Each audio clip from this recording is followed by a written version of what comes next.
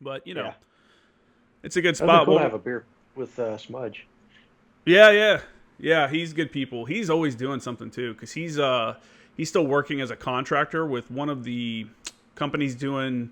I don't want to say exact. I think it's either optics or something like that. He's like a FSR now, so he still goes out to the OP all the time.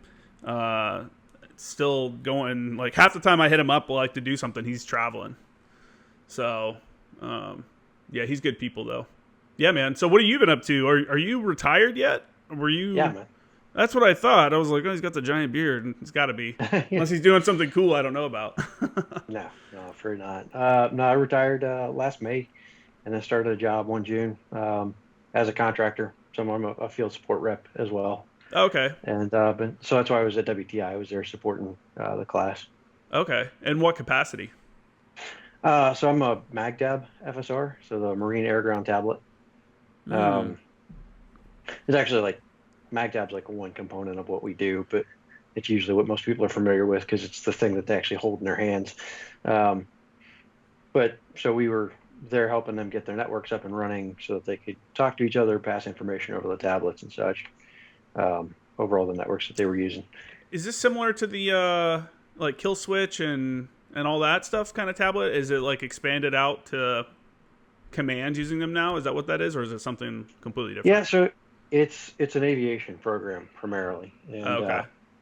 it does have Kill Switch on it. I think it's the only program that still uses Kill Switch. But Yeah. What's so the other every one? What's the other one that other people are using? um, well, I mean, there's actually several. So Kill Switch kind of branched off, and you have THS and MCH that the Marine Corps is using, which are they look very similar to Kill Switch. Mm-hmm. And then the one that most of the rest of the Joint Force uses is ATAC. ATAC. That's right. Yeah, I Yeah, used ATAC a little bit at the end before I got out, like the last year and a half. I think I got when I got out. yep. I remember the CCT that you interviewed, the Australian, mentioned it several times in his podcast. But we're actually the only program right now that has both. We have Kill Switch and ATAC Mm, on the mag tabs.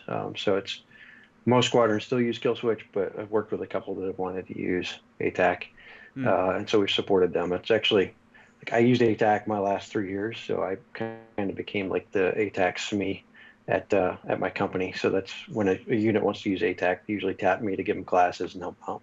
Yeah, that's awesome, man. That's I mean, that introduced like a whole new level of um, like battlefield awareness and time to like confirmation of a target, and Yeah, stuff like those mapping programs and stuff that we were using in Afghanistan. It was like I don't know. I can't imagine having that technology, years and years ago, like at the beginning of the global war on terror or something like that.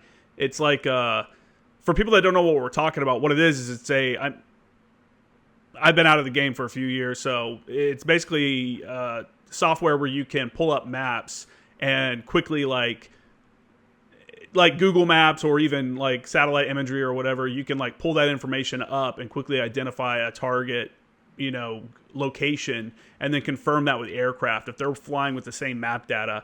And what was cool in Afghanistan was we had all the GRG saved into it as well, programmed into it. So you wouldn't even have to like do a talk on and find the house. You could just be like, hey, they're in compound Bravo 1-2 or whatever, and they would just boop boop Bravo 1-2. There it is. There's the grid.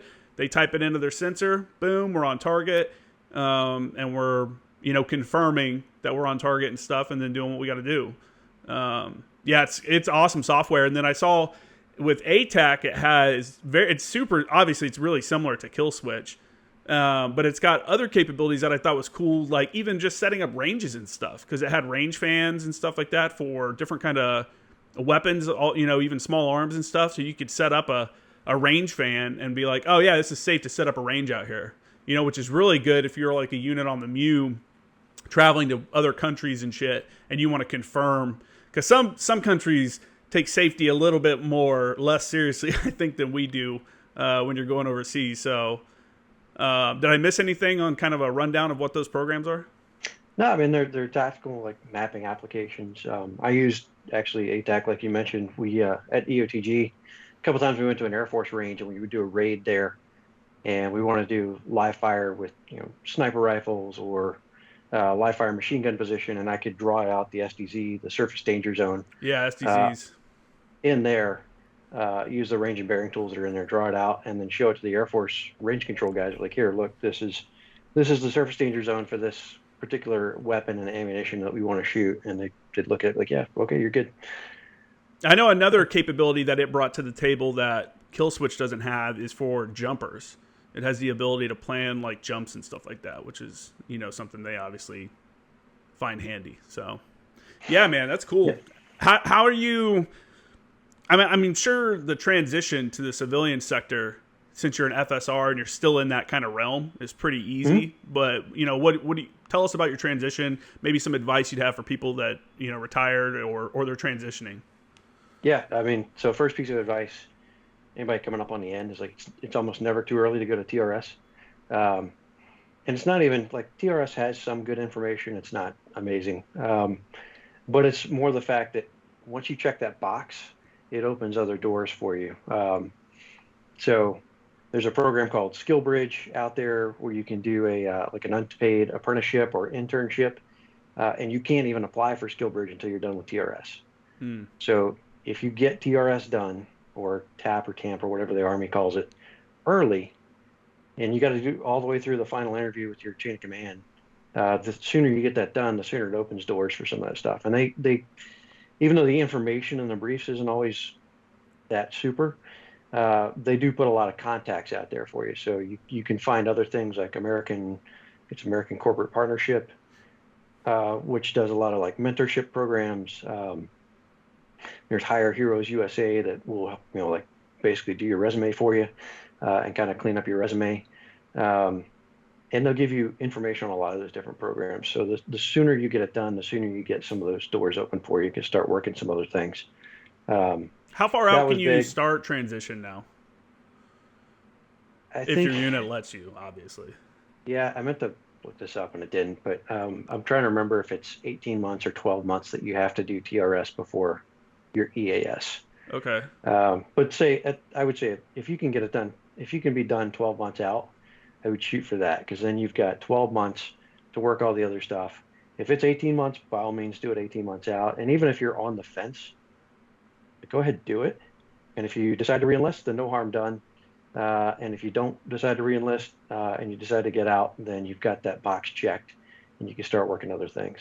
18 months seems like a long time out to start transition. That's almost half your contract if you're just like an enlisted guy, Yeah, I get it. But at the same time, like I saw plenty of guys when I was Battalion XO, like we had a number of guys that deployed with us, go to Okinawa for 6 months, and then we come home and they've got like 3 or 4 months. Yeah, that's true. That's true. So that's definitely a good option if it's a pre-deployment kind of scenario like that. Yeah. And there's nothing to say you can't like go back and refresh some of it.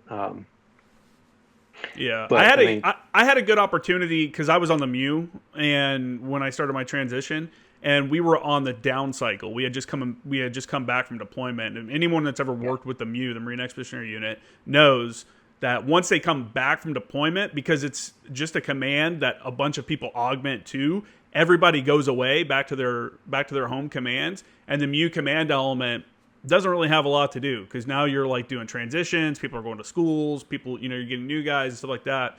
So and they were super cool about it because we had nothing to do.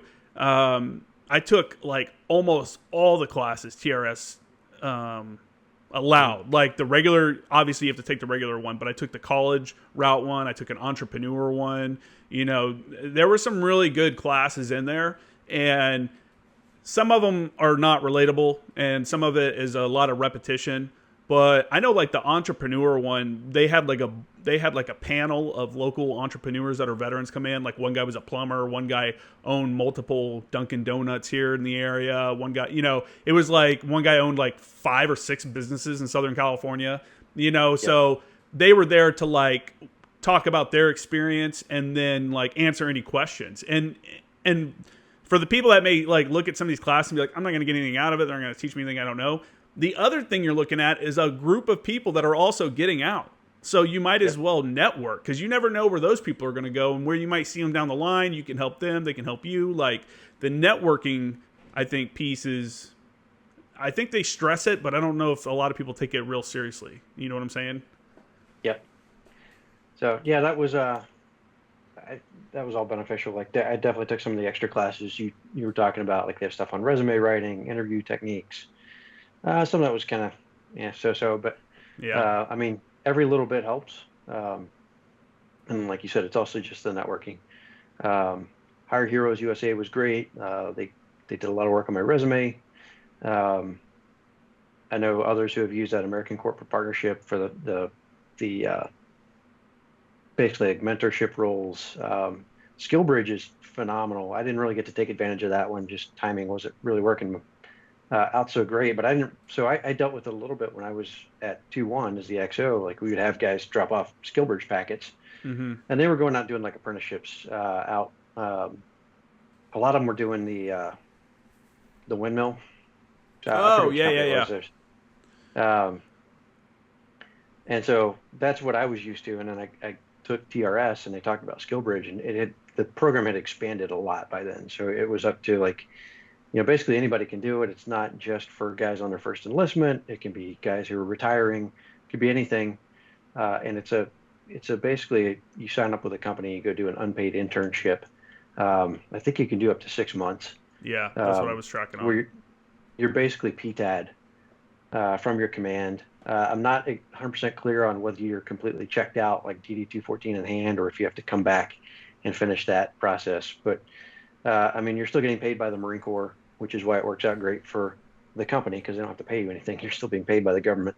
Um, and so the other thing a lot of people don't realize that found out in TRS and have seen others take advantage of is the fact that when you go on the SkillBridge website, there's a list of companies out there that have SkillBridge programs, but you're not just limited to that. If you know of a company that you want to go do an internship with, if you can talk to them and they're on board with the idea, you can actually have that company apply to become a SkillBridge partner. Mm-hmm. And so you can have basically your own SkillBridge created if you find an opportunity out there. Now, what do you think So the reception from commands are about this? Because obviously, COs and stuff and sergeant majors, they have they have missions that they have to meet, so they're probably not wanting to give up some of their dudes, right? So yeah. what have you seen in the fleet of guys actually getting this approved by their commands, and what from you being on the command level, what is the biggest kind of like we can't do it? Like what's the pushback from the command level look like? I mean, I don't recall us ever pushing back on any that came across ours. A lot of them was, again, first enlistment guys doing that apprenticeship Mm-hmm. at the time. And I've heard of more experienced guys running into issues, particularly like air wing maintainers who have some of their quals, and the squadron's like, hey, we can't give you up because if we lose that qual, we're gonna not be able to basically keep flying. Mm-hmm. And you're the only guy with that qual in the squadron. Those dudes work hard, man. Those air wing Yeah. maintainers, those dudes are constantly turning wrenches. I hated being a mechanic, and I can't imagine what it's like being a maintainer on aircraft. So yeah, I've heard of cases like that. Like occasionally, I'll go on the Marine Corps subreddit and read through, and every now and then a Marine will come on and say like, "Hey, I applied for I've got a skill bridge going, and my command's saying no because of this qualification or thing." And I'll usually encourage those Marines like, "Hey, man, request MAST. Like it may not work, you may not get what you want, but at least go. You deserve at least to stand before the commander Mm-hmm. and explain your case to him." And have him come down one way or the other. And if you're talking like a squadron that says like, hey, I can't lose this qualification that you have, I think you deserve a chance to go in front of like the group commander and have the squadron explain that, because Mm-hmm. then the group commander might be able to say, well, hey, this other squadron's got a couple of those guys. We might be able to find a way to help the squadron cover their deficiency while also allowing this Marine to take advantage of that opportunity. He said it may not always work. The group commander can always say no too, but Yeah, yeah. you at least deserve a shot to go stand in front of your commander and say like, hey, this is going to help me significantly, and I would like consideration. Request mass is a weird one, right? Especially if you're like a lance corporal A or little bit. something, like a junior marine. It's like Yeah, I mean, I think you're right. I think you're 100% right. That's a situation where I think it's could be used, because the whole point of the request mass process is to inform the commander of what's actually happening within their unit. It's supposed to be a voice. Guys can voice, hey, this is what's actually happening down here. Because maybe you're being stopped by like an NCO or staff NCO that has no authority to stop you from being able to apply for something like that. And so I think it's a valid use, but I think a lot of people also misunderstand what it's for and don't use it, or when they do use it, they don't even know the process. You know what I'm saying? Yeah. Um, to be honest, like you said, I haven't seen it used that often. I know of, like, the most recent one was an officer when I was at 2-1 that requested mass because we wanted him, the battalion commander wanted him to go on deployment, and he had a very short window when he came home. He didn't meet the EAS cutoff for deployment, and so he requested mass the regimental commander, and I, as the XO, when he's like, hey, here's my request mass, like, absolutely, like, we will take this on board, like, we're going to do everything right, and you're going to get your opportunity to say your piece. And so, he did. He went before the regimental commander, and the regimental commander said basically, like, hey, man, this is a battalion commander. He gets to decide how to employ his officers. We review the policy, and it's legal for him to deploy you, but he'll have to redeploy you early. And so we came up with a plan of, like, hey, you're going to go. I think we took him on Advon, and then we came up with a plan to make sure he got home in time, or back to Camp Pendleton in time to start working on his transition. How much time though? Like, because some guys get that situation and they get like a month, which is obviously not enough time to transition from literally a life-altering kind of situation, going from the military back to the civilian world. I believe you're supposed to have 180 days. Okay. And don't quote me on that. It's been several years since I've looked into any of these orders, but I want to say it's 180 days minimum. But yeah, so that's kind of what it came down to. Is it might have been 120 days, but he came back with a little bit more than the minimum amount of time. The battalion commander actually changed over by the time we deployed, and the new battalion commanders, got him home a couple weeks earlier than what we had originally planned. I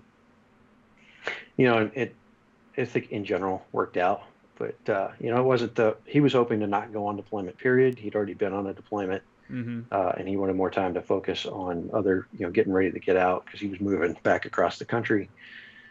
But it was a more equitable solution, so I think it served its purpose in that case. And like I said, request mass doesn't mean you're going to get what you want, but you get a chance to have your say, mm-hmm. And stand up and present your case. And like, hey, I think I'm getting a raw deal here, and this is why.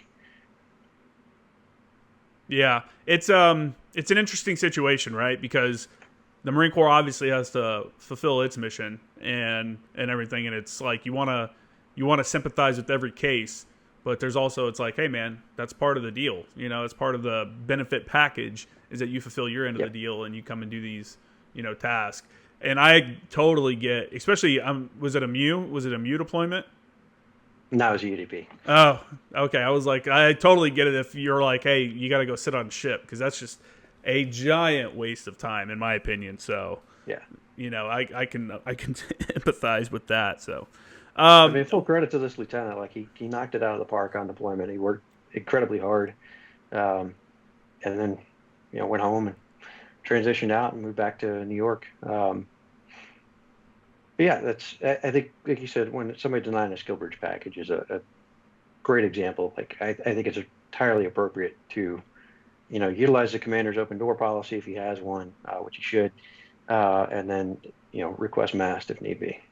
Those open door policies always feel like bullshit. You know what I'm saying? Because again, if you're like Lance Corporal Schmuck, the guy that's really facing the brunt of all the, dumb that exists throughout a battalion, it's being pressed upon you, like leave packages being being kicked back for stupid reasons, shit like that, or whatever it is. You're not gonna go. Lance Corporal's not gonna go open the battalion commander's door and be like, hey, what's up, sir? I gotta talk to you about something. You know what I'm saying? It's just not that. Yeah. It's just built into him that's not the relationship. That's not it. Yeah, but I mean, that's definitely something you could use at platoon commander, company commander level. I've seen not so much it be utilized as the open door policy, but the battalion commander just getting out and talking to folks and finding out like, hey, That's like, key for sure. yeah, like walk. I remember when I was the XO, the battalion commander like went to the barracks one day at like 16:30, 16:45, and saw Marines just stand on the catwalk. He's like, "Hey, what are you guys doing?" Like, "Oh, we're waiting for word, sir." And he came back all fired up. He's like, "Get the company commanders in here." And he's like, "Hey, I don't ever want to see Marines just standing around waiting for word at 16:30. Like, you cut them loose if you have nothing for them to do. They have absolutely no reason to be here if they're just quote unquote waiting on word." Hmm. Um, so that kind of stuff went on. That is bad small unit leadership, because I think Yeah, as a staff NCO or even a senior sergeant, you should be in a situation. In some situations, you should be ready to like take the risk to let your dudes get off or something like that. You know what I'm saying? Like if mm-hmm. I got nothing for anybody to do, go back to the barracks, hang out. If it's like during the day, but if it's at the end of the day, like hey, you're good for the day. There's nothing going on. There's no reason for us to just sit here to do nothing because we're gone all the time. And if someone's upset about it, then I'll talk to them about it. And if they're Yeah, pissed, then they're pissed at me, not at you. You know what I'm saying? Like I used to try to give guys when I was at Anglico, I'd give them like long lunches. I try to cut them out early because it's like if we're not actually doing something today, then just go relax, man, because we're gonna be in the field for fucking like 2 weeks in a month or something, or we got these upcoming ranges and shit like that. If everything's ready to go, then there's no reason just to sit around. I never got the we have to sit here till 1700 yeah, kind of mentality that some people have, like this is corporate America and stuff. It's like we are so involved so much into dudes' lives. When you can give them a break, like just give them a break, let them go home, let them go do whatever, because it's you're just wasting time.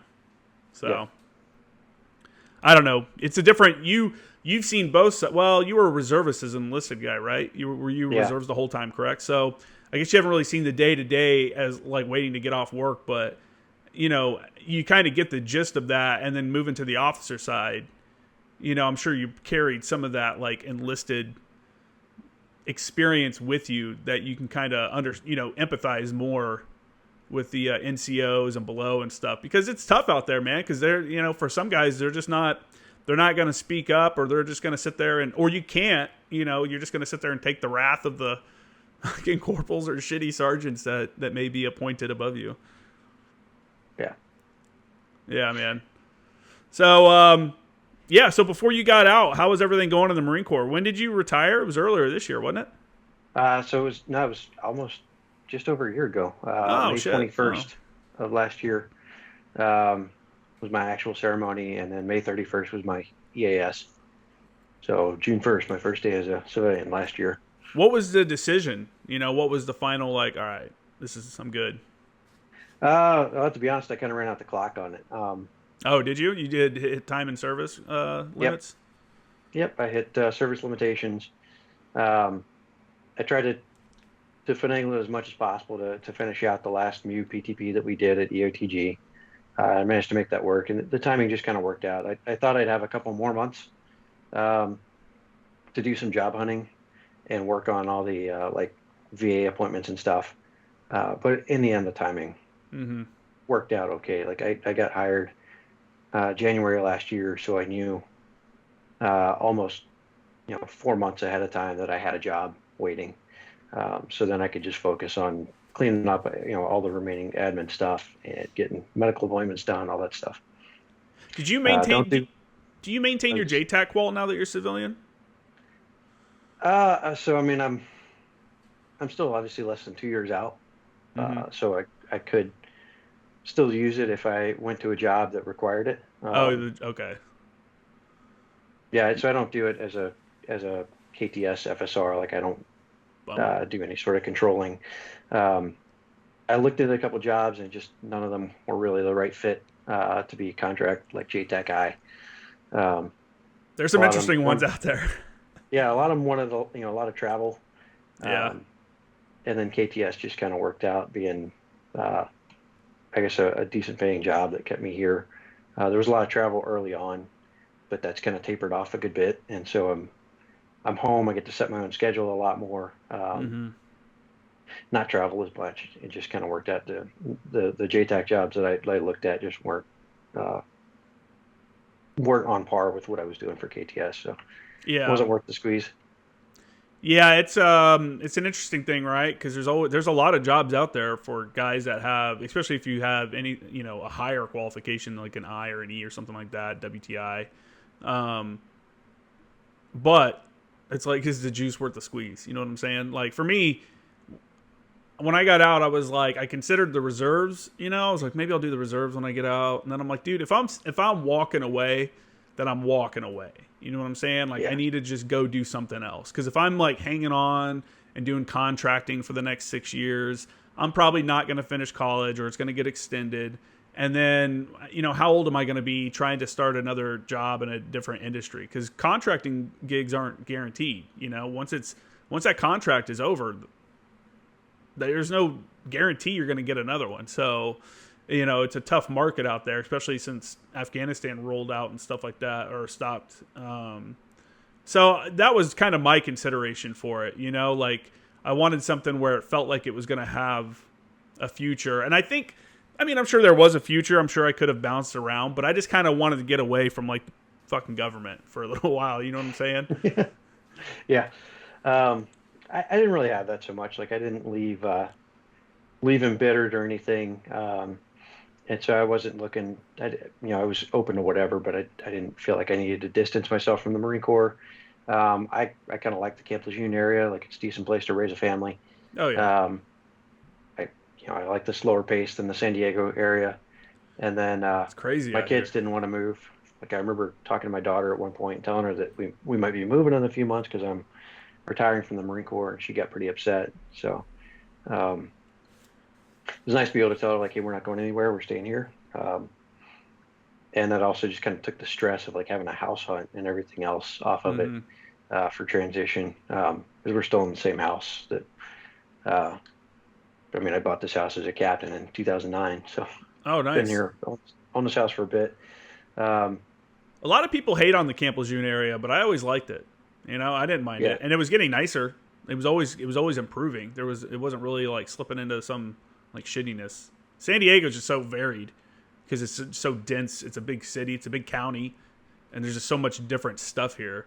Whereas, North Carolina, Camp Lejeune specifically area is like you said, pretty slow paced. There's like the cool little local restaurants. It's like the small town kind of vibe, but it's got some decent spots. yeah, we're right outside of beach town, so when the tourists aren't here cramming up the roads, we can actually go to the beach fairly easily, or just go. There's a good taco joint on Surf City that we can drive to and get some good fish tacos and stuff. So I like the vibe here. I like the culture. I'm not opposed to moving further inland at some point. Like my folks Mm, are in Charlotte, so we not opposed to eventually moving that direction if an opportunity presents itself. But at the moment, I'm pretty content where we are. And like I said, I didn't feel like I needed to distance myself from the Marine Corps. I think it's enough to be on the outside. Like I still like the thing I always loved most about the Marine Corps was the Marines, and now I still get to work with those guys mm-hmm. day in day out. And then I get to dispense with a lot of the BS that no one likes about the Marine Corps, so I don't have to deal with that anymore. Yeah, Like there's no rank on my collar when I go to a unit. I'll talk to a lance corporal the same as I'll talk to a major. You know, yeah. I bet the way they talk to you though is way different. sometimes like it's funny like working with some of these units. I'll tell the lance corporals and corporals. A lot of times they'll call me sir out of habit just because civilian older guy whatever. And I'm like, hey, knock it off. Like I'm Charlie. Stop.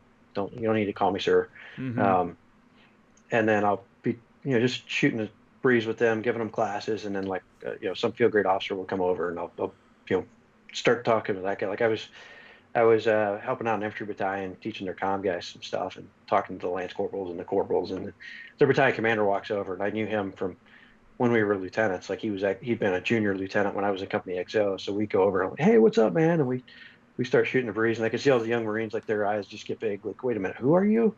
Yeah, yeah, Okay, yeah. don't That's worry about it, man. Just because I knew him when he was a boot lieutenant doesn't mean anything. fucking.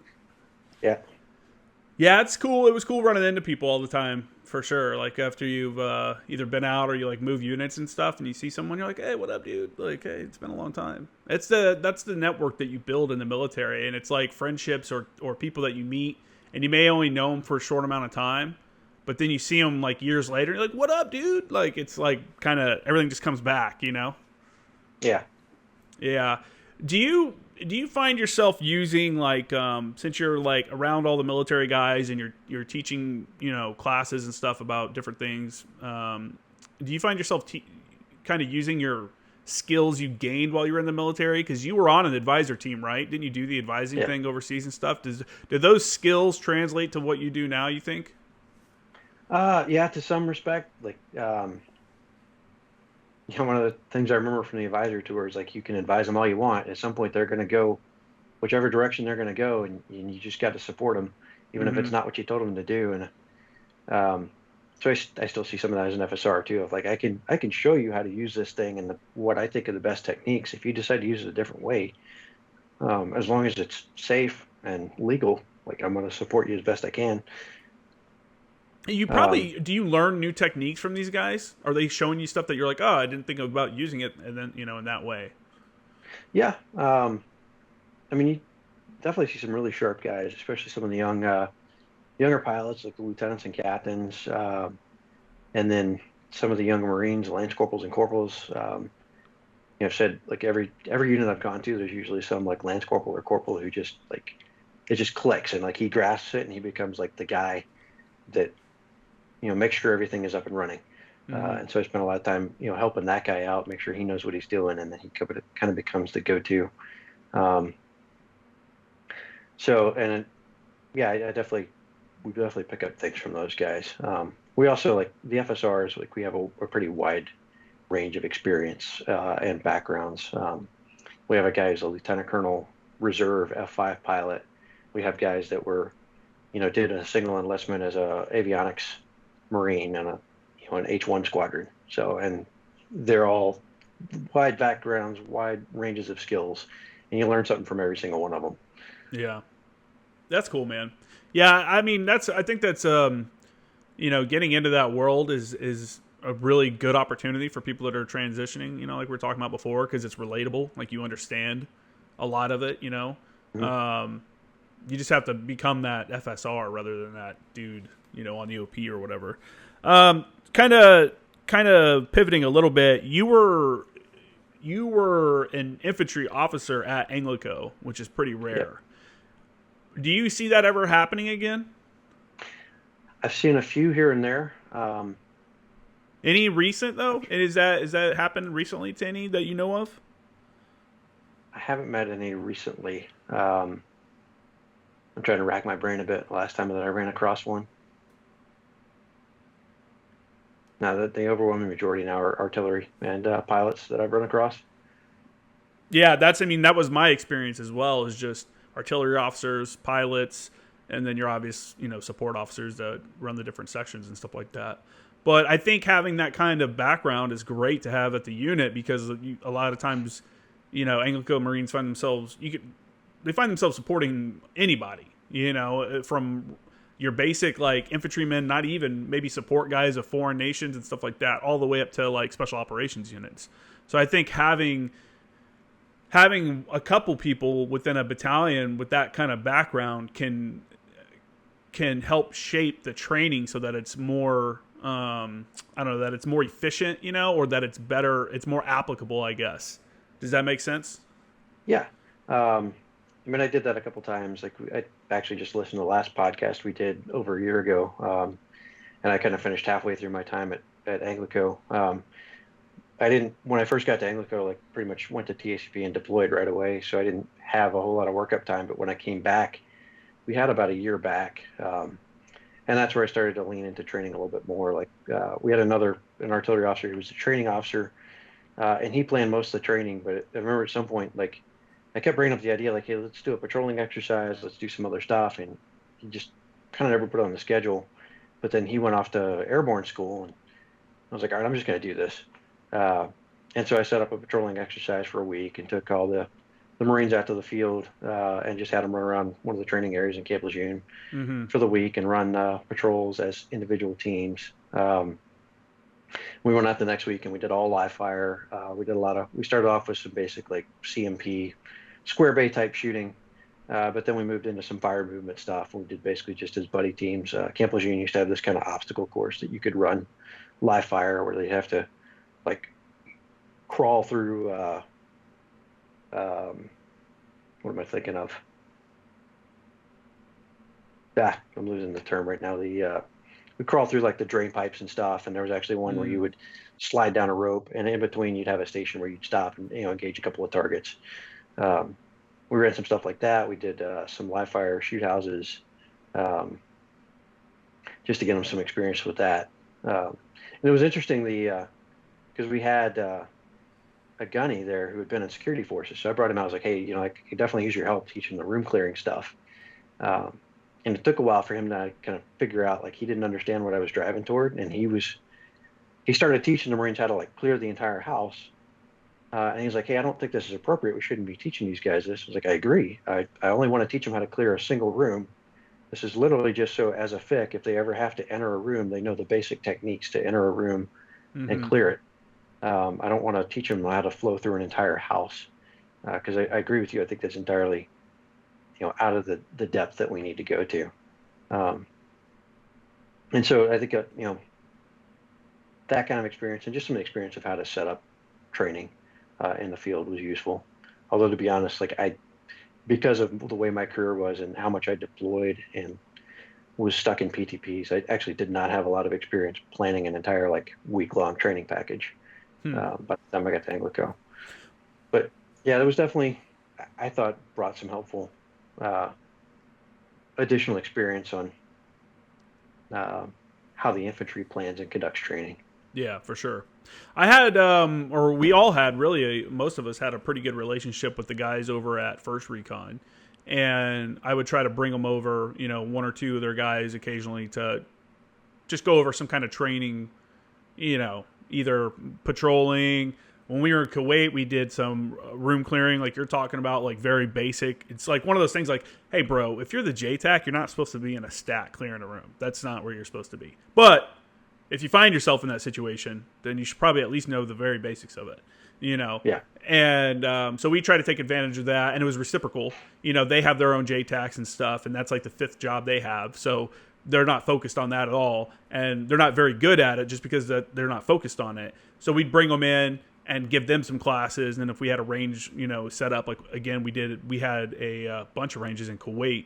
Anytime they were around, we'd bring them out so they could get some controls and get some experience and kind of sharpen up the skills, because as well as anybody that's worked as a JTAC, JFO, or anything like that, you get rusty on the process and stuff like that. You might forget a step, or you might just do something stupid. It may not be dangerous, but it could be stupid and slow down the kill chain. Yep. Man, I can't think of any units like Second Recon that we worked with so much. We actually did some work with them in country because at the time, Recon didn't really have any of their own JTACs. They had an air officer and assistant air officer, and that was about it. Mm-hmm. Yeah. I think you had to be a staff NCO back then to be a JTAC, and so it just limited them a lot. They weren't able to get a lot of guys through the course, and so they would actually pull, in country, they would pull JTACs from Anglico to support. This was back when Force Recon was still around. We had guys that supported the Force Reconnaissance Company, and then we also had guys that supported the Recon Battalion. I don't know. I mean, it's been a while. I left Anglico in 2016, I think. But at the time, when on the West Coast, when First Anglico or First Recon was on the MEU, Anglico would provide a firepower control team to be their kind of like fires liaison guys. They'd come over there and help them plan mission. The officer would help plan missions and stuff and do the briefings for the fires plan and stuff like that. And then the other guys would just take whatever role is required. Again, support by fire position, stuff like that if required. And we had a good relationship, especially our radio operators. I think it was both units really breed an excellence in comm. You know what I'm saying? They require it. And because of that, you have radio operators that aren't afraid to think outside the box, and they're always trying to come up with new things. And when they get together, when the radio operators from Anglico and Recon get together, it's all good stuff. They're teaching each other skills. Both sides are sharpening HF, abilities and kind of talking through different kind of comm theories and stuff like that. It's really, if you don't know what they're talking about, it's almost like listening to somebody talk a foreign language, when they start getting heavy into comm and stuff like that. But it's important, especially when we're looking at an environment now where the Marine Corps and the military is pivoting to say China is the biggest threat that we face. That's a near peer threat, and their ability to knock out our comms is a reality. So having those like older comm capabilities, like making a field expedient antenna and stuff like that, and sending, data over that, either video, pictures, whatever, is, a huge capability for a unit to bring with them. Yeah. So I thought it was always great working with those guys and stuff like that. And it was always one of those, like, just know your role. Again, you're the Anglico guy here. Some of the guys thought they were going to like show up and we're going to stack up and get on the boats and climb and do all this stuff. And it's like, bro, you're the fires guy, man. You're not supposed to be, in the stack. You're working with the team leader and stuff to make sure that, targets are taken out in an orderly manner and stuff like that, and kind of help clean up that process. So, but always a good time. Yeah, that relationship is not as tight on the East Coast. Like when I got to EOTG, I ran the branch that trained the reconnaissance detachments that came through, or reconnaissance companies. They call them different things depending on which MU. Mm-hmm. But one of the things that when I got there, like there wasn't a tight relationship, and I tried to invite the Anglico teams to our courses. Like I wanted to come to the CQT Enablers course, the Close Quarters Tactics Enablers course, so that they could go to the VBSS course. And I tried to push that relationship, and had some success more with some U's than others. Like, I mean, when I first got to EOTG, the very first training event I showed up for was a raid that the Maritime Raid Force was running, and they brought the Anglico team, but it was the first time that Anglico team had done any integration with the MRF, and they bring them out on this raid. Funny thing is, there's actually there was a guy there, so they were working with a particular tier 1 SOF unit at the time that had a Marine Jtac that I knew from 2nd Anglico, who was out there, and he and I were catching up, and then we're looking at this poor Anglico team leader that was just having a rough go of it. Nothing was, his comm wasn't working right. Like it was just a mess. Like I think his radio operator left the radio on the aircraft when they got off, and it was. Oh my God! Really? Clearly, they just kind of got thrown in the fire. To be honest, like I got to see more of this team and this particular team leader later, and they were actually really good, but they just had a really off day that day. And man, so I remember standing there with Vince, and he and I were watching, like, what's going on with this guy? And after talking to him a bit more, finding out like he just hadn't had a chance to do any integration with those guys yet. It has to happen early, and it has to be ongoing. You know what I'm saying? The only kind of like, I guess, friction points that we saw working with them were some of the like younger recon guys that hadn't done anything other than like been through their schools and shit, hadn't done any deployments and stuff. Those dudes are pretty arrogant, kind of standoffish, don't really want to work with some of the guys. But all the like staff NCO, senior sergeants, officers and stuff, they're like, hey, you guys are a capability. You guys bring a capability that we don't have, or that we don't exercise enough to be that great at.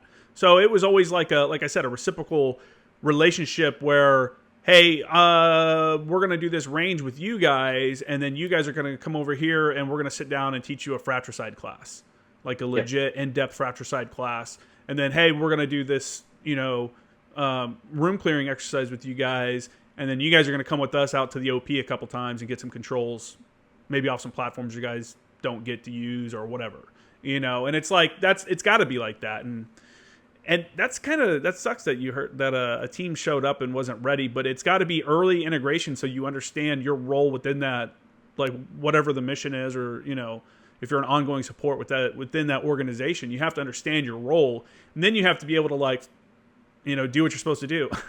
There's no excuse for leaving a radio on a plane. I would have fucked the dude up for that, I think. Yeah. I mean, I think I put that one more on the MU. Like they should have integrated those guys before they came to a game day exercise like that. A lot of MU command elements don't understand that, though. They see Anglico. What I saw, that was the most frustrating thing for me, is these MU command elements would see their Anglico teams as part of the S3 proper, which that's technically where they fall. But they're like, no, what do you mean you're going to go out and do an exercise? You're going to go do this. We need you for fucking LFOC watch, or we need you to come, do something that's...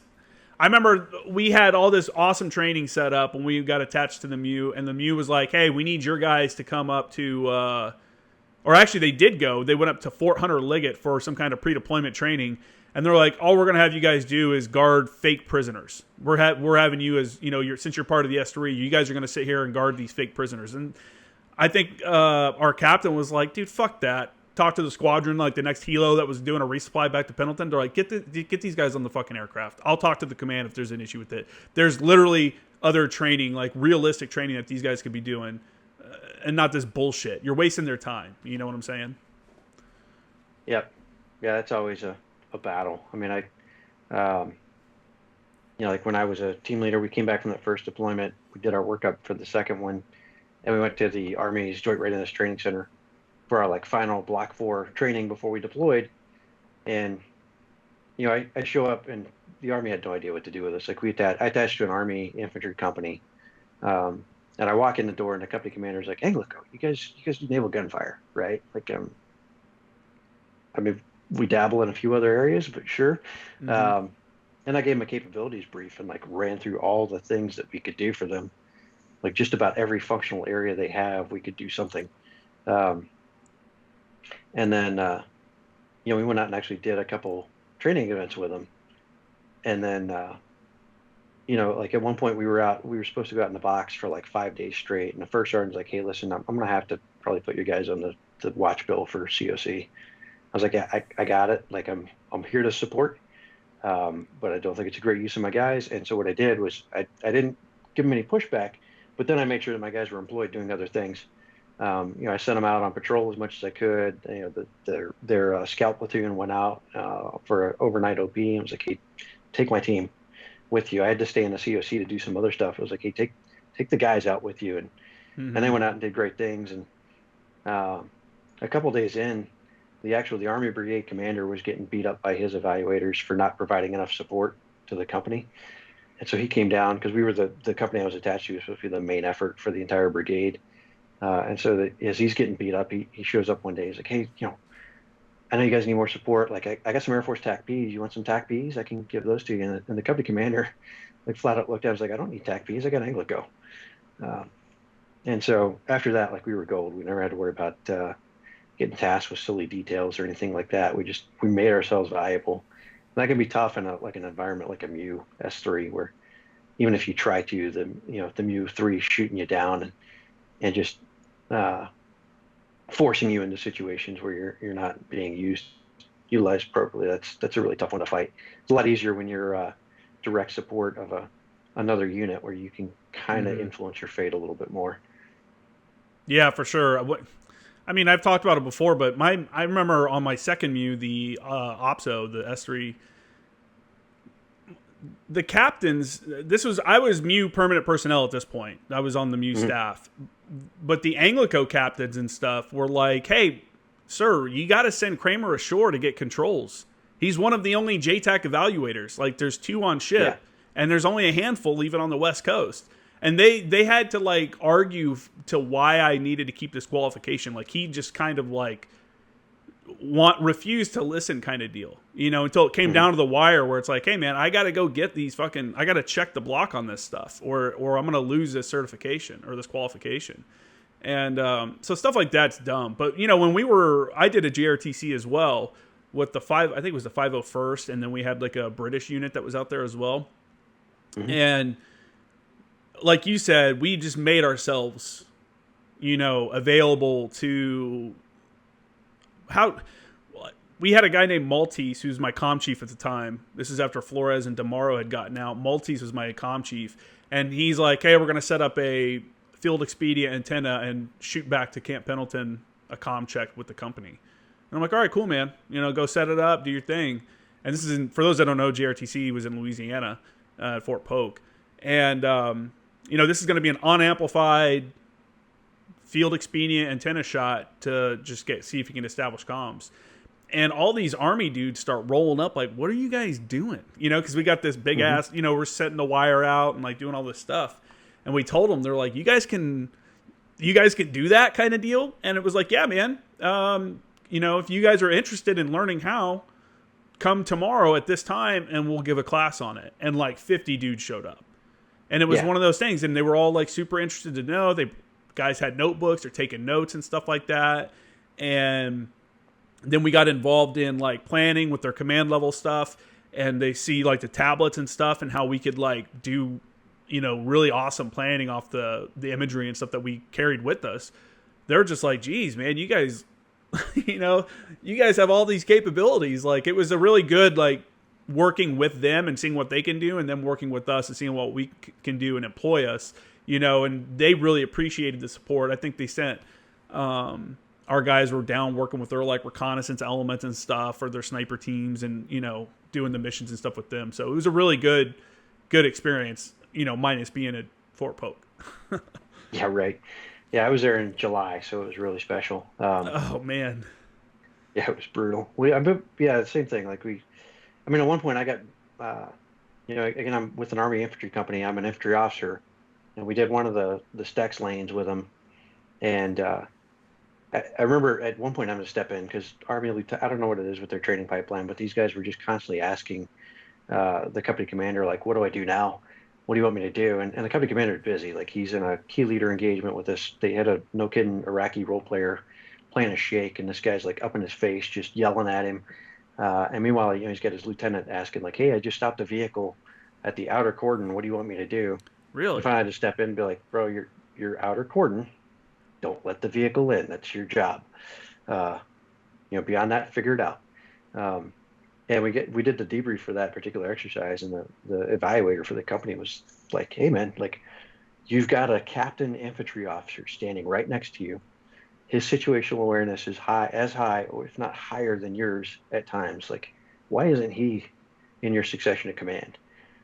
And so next time we went out, I was, second in succession of command for the company. So if the company commander went down, I was it. Oh, nice. That's pretty cool. So it was, again, like, I had a pretty young team when I went. Like, my team chief was solid. He was one of a JFO. My radio operator was brand new. So we struggled a little bit with that. But at the same time, just the fact that we could go out and have additional comms and enable them so many different ways. Like, I sent the rest of my team out on that patrol for 24 plus hours, and then they had another mission come up that night, and I was like, hey, I'll go. I'll cover it down, and guess what? I know how to run the radios. Like, I can take care of myself. So went out and enabled them on a patrol as a Jtac, and ran the radio, gave them extra comms. So you just make yourself valuable. And like I said, that guy went from like, why are you even here? I don't think we need you, to like turning down Air Force TAC Ps and saying, I don't need them. I've got these guys. Yeah, it's good stuff, man. It's a good time. JRTC is really interesting too, because it's such a well evolved like training area. They have so many ways to like evaluate you that can and do things that can bring more realism to the training than a lot of other places. We had I got attached when we were there. I attached myself to the British team, and it was just it didn't go well. They kept I don't know what it was with the captain or the officer, but we kept finding ourselves at the very back of the patrol. So like we have this long ass moving towards an objective or whatever. And I'm in the like very, very back. Like, dude, this isn't where I need to be. Like, I need to be up farther to see what's happening. Because if your dudes get attacked, I have no idea. I have no situational awareness here. And it was like an ongoing thing.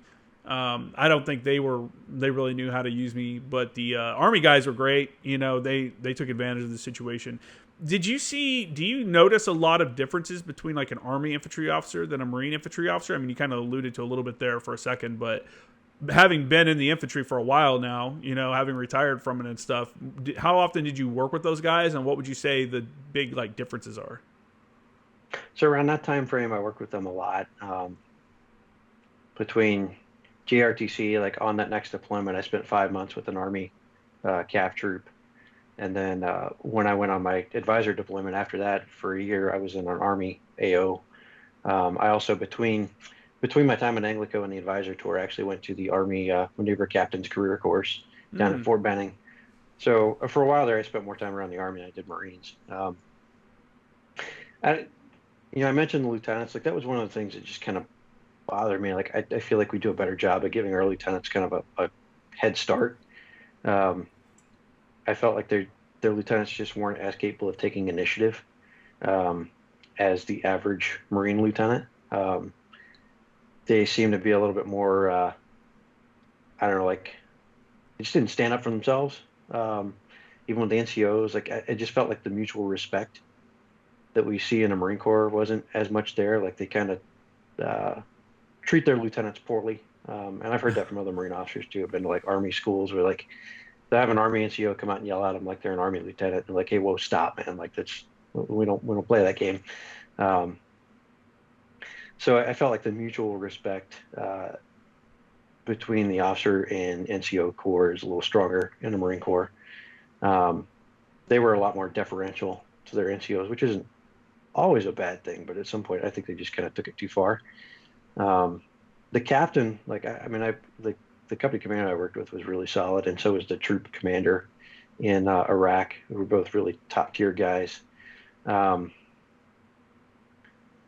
so I didn't see a whole lot of difference there. Like they're a little younger.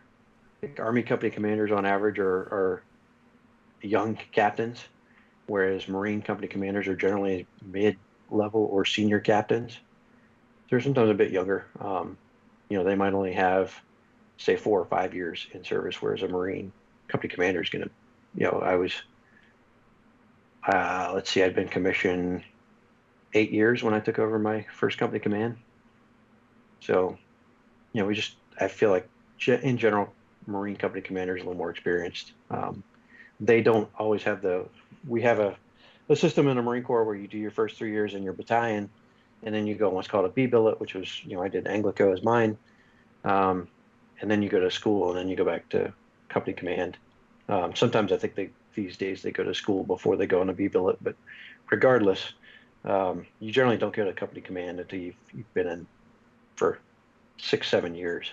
So I think that helps a lot that you have that time in between platoon command, XO time before you go on to company command. It just makes you a little bit more senior, a little more seasoned.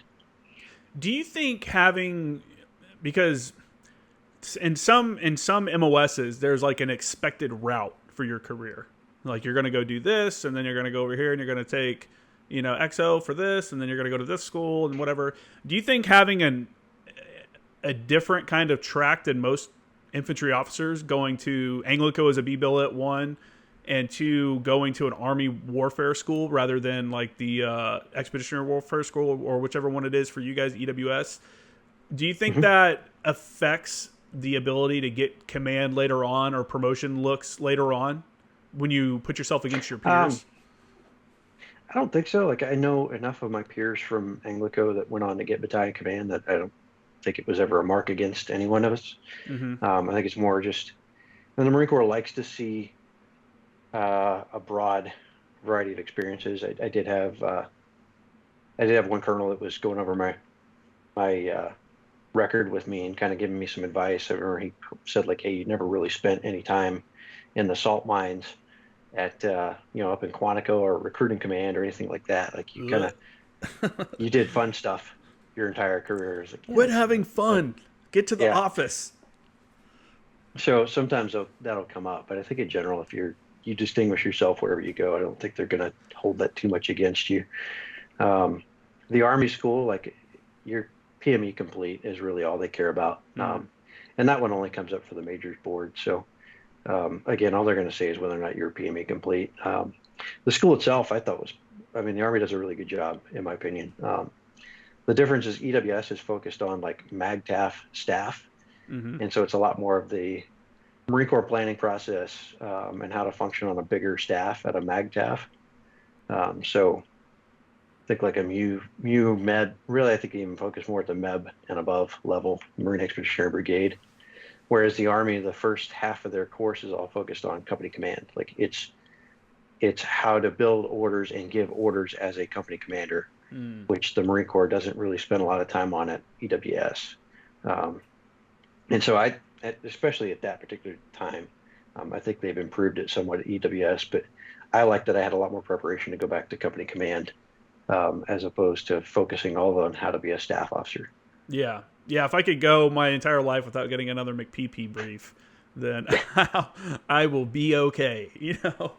I've heard from multiple artillery officers. They're like battalion commanders in the artillery community and regimental commanders like look down on guys that were Anglico command, that took Anglico commands and stuff like that. Like it's seen as a lesser because it's not the traditional artillery like commanding your battalion of guns and stuff like that. It's working these small teams. They kind of look down upon it. And I was like, really? I was like, that's kind of interesting because that's where everybody wants to go. Like that's the unit like people want to go to. And they're like, yeah, but some people will tell you like it could hurt your chances for some career spots later on if you take that on. I was like, huh, I didn't know that. So I didn't know if that kind of situation exists on the infantry side of the house. And I mean, I could think of 3 or 4 guys that I was there with that got battalion command, a couple artillery battalion commanders, a couple squadron commanders on the wing side. I think of the infantry officers, the only one who got command is he actually ended up over at MARSOC and got command of a battalion over there. mm-hmm. So I mean, like I said, I didn't feel like it was necessarily a career killer. I think if you continue to just do nothing but that, then it might. I do know one guy who's spent a lot of Anglico time. I think he managed to get back as a brigade platoon commander and do some other stuff. And then when he came up for battalion command, like he put 1st, 2nd, 5th Anglico, and then I 4th, 3rd, 4th, 6th. And those are like all his options. And that probably didn't. I think when people see pigeonhole yourself that much, it might have a negative impact. But Yeah. I completely I would have done the same thing in his shoes. I completely get why he did that because I love that community. I would love to go back. It's just such a neat community to be a part of. Yeah, it's great. I think the great part about being there was like the flexibility we were given to do training. It's like, hey man, here's the expectations. Here's what you need to be able to do, and then go do it. You know what I'm saying? Like we never like when we would have our training meetings or S3 like training meetings. I was the team chief for Salt Delta. When we'd go to the S3, it was never like there was never anything big like training events they were telling us about. We would be like updating them on stuff that we had coming up. You know what I'm saying? And a lot of times, sometimes you get these inept people in, 3 shops and stuff like that. And it's not necessarily their fault. Sometimes they're placed there and they shouldn't be and stuff. But we would just schedule our own ranges. We would order our own ammo at the SALT level, or even the brigade level. Sometimes we would have them support us and stuff. But it was just, I think it was a really good example of small unit leadership being put to the test. And letting guys go out and, hey man, you're an NCO, fucking figure it out, or plan this training event. Like, why don't know how to plan a training event as a sergeant? Like, let's figure out how to get this done. You know what I'm saying? Here's how we teach you from scheduling a range to who you need to talk to for ammo and corpsman support and stuff like that. And like, and letting guys have the flexibility to get their dudes ready. When you just give a guy like, hey, here's my expectation, and then you let them work. I think that's what a lot of guys hate about the military is it's like, just let me work, man. I don't need the micromanagement constantly from 15 levels, from company level, battalion level, or higher, making sure you're doing it right, or your freaking, your ORM worksheet looks proper. Sergeant Major kicked this back because the font was an 11 and not a 12. Like stupid shit like that. It's like, dude, get rid of the bullshit like that and just let me work. Yeah. Well, I like that we just had our platoon was very tight. We had just a bunch of professionals, and we could sit and just kind of shoot the shit after hours. We had a good cross section of different backgrounds between artillery, infantry, the different aviation platforms. Where if I had a question about Cobra employment of X weapon system, I had a Cobra pilot to go talk to. For sure. Had a lot of really. We had a superb platoon sergeant who made sure the enlisted Marines were ready to go, put them through a lot of good training. And so the one thing, everything was still very top down when I was there because we were deploying as a company. So there was a lot of the platoon plan training. Like we didn't do a lot of company training events so much, but it was still like the platoon's going to do this and everybody's going out. We weren't the greatest at planning training back then too. There were way too many TACP chutes that were just sitting at the OP Mm. in your folding chairs and doing the standard Check the uh, box. 9 lines. Yeah, I mean we had one really good one that one of our air officers or platoon air officer planned. I mentioned we talked last year about the we had this qualified observer program because JFOs didn't really exist yet. The Marine Corps didn't sign on to the JFO program at first, and so we basically created the same capability in house. Mm-hmm. And we had a plan where we were going to go out and we were going to put all the team chiefs on one OP across the impact area, and all the Jtacs would be at another OP on the other side of the impact area. And basically, the Jtacs would be uh, head down, like looking at a computer, or I can't remember if we had Rover out there or not, but basically taking the targeting data from their team chief on the other OP um, and building the 9 line and executing it. And then we had to work out some details, like the RSO and the OIC had to be like where they could see everything and check it. But we came up with a good plan for that, and then the company headquarters decided that all their JTACs needed a day to get all their currency redone, so they took one day away from us to do all their currency controls. And then we got, because it's North Carolina, we got weathered out for a day, so we ended up with just one day of actually getting to do this out of the three that we planned. Um, but yeah, I think we spent too many days just drive out to the OP, sit on the chairs, hang out till 10 o'clock, go home at night, come back the next morning. That happens a lot when you're fighting currency. When you're trying, Yeah. you have to get this control to keep your currency up. And there's a lot of requirements to maintain currency every 6 months. And when you got 15 guys that all need to get those same requirements, it can easily become like an admin OP where it's like, all right, come up and get your control real quick. So and so, you're next up in the chute. Here's your situation. All right, you're done. You're up. And it's like there's training value there that you're getting a rep and you're getting a control and stuff like that, but at the same time it's not like a realistic application a lot of times. Guys come up and set up their tower of power or whatever the fucking dudes call it, in which I would not let my Anglico team do that. I'm like, I refuse. I'm like, if you're using that shit, you're holding it, because that's the reality. Yeah. You're not going to set up a laser target, a laser designator, and then IR scope on top, and then an islet on top of that. Like, that's not realistic. Let's keep it kind of at least as realistic as we can, and we also set up a really good training exercise with the brigade one time where we're on San Clemente Island, where we did what you're talking about, where we had our JTACs in one position and the JFOs in another position. And these were our new JTACs mixed in with our normal JTACs. Some of them were new, getting their current or their designation quals, and it was doing T or CAS with an observer, and it was legit realistic, because there was like a terrain feature in between them, so comm was spotty sometimes. So they had to figure out how to work through the comm issues and stuff like that. It's just it's a completely different scenario than when you have a guy, your CAS with a JFO as an admin, one of the guys sitting here next to you basically, and you can really just talk to each other next to each other. That checks the box, but that doesn't meet the intent of the training and making someone kind of work through some of the issues there. So I think Camp Lejeune, it's easy to get into OP CAS, where you're just kind of sitting there because it's so flat. You can't really do much. It was my understanding before I got out, I think they started creating some new ranges on Camp Lejeune. They expanded like the impact areas and stuff. That's not anything I saw while I was there. Camp Pendleton offers a good place to go and do rotary wing training, but there's really not enough airspace because of its location to do fixed wing training as much. But we have San Clemente Island, which was always good.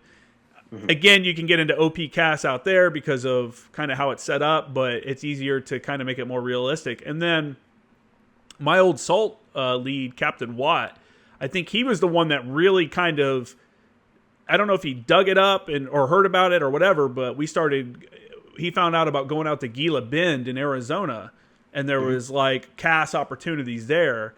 And I think once he kind of figured out the process of scheduling that and making the relationships and stuff like that, that became like a standard thing that First Anglico did. And that gives you a lot of options, because you can do a lot of cool stuff out there. And there's a lot of platforms that fly out there, I mean, we've done casts from moving vehicles and everything else. Like, it's just a really good like venue for training and stuff. So it's a tough thing, man. It's a tough thing to try to like get the training value, like really good training value, but also be efficient enough to keep people qualified, Yep. to keep all the qualifications going. So, yeah, I don't know. Yeah. We did some cool stuff. Like we went to Germany for, I think it was 3 or 4 weeks. And there was some cool stuff the Germans did there where they would get contract casts. They'd be these little propeller planes that would come out and they'd have like 2 hours on station and it'd be all like retired German Tornado pilots. And so they knew cast fairly well, but you'd have like 2 hours of these guys on station. There'd be a couple German Jtacs and, like a couple of our guys.